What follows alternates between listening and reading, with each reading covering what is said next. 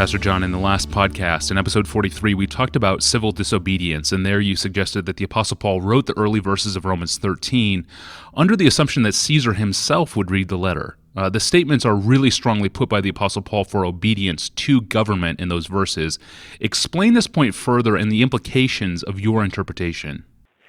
When Paul says here, rulers, he's looking Caesar in the face and he's saying, you, Mr. Caesar, you are a terror to what is bad, not a terror to what is good. Do you understand that? That's what you are. That's what God made you to be. He's not saying it always works that way. He's saying that's what it ought to be. I think he's using is statements to imply ought statements in order to communicate to the Caesar. I think if you were to ask me, why did he write it so absolutely?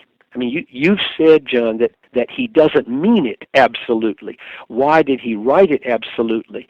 My two answers are, number one, he knows, writing to Rome, this is going to be read by the authorities, and he wants to make sure the authorities hear his belief in them and deliver a subtle message to them, without not a waving of your finger in their face, but this is what you're to do. You're to reward the good and punish the bad.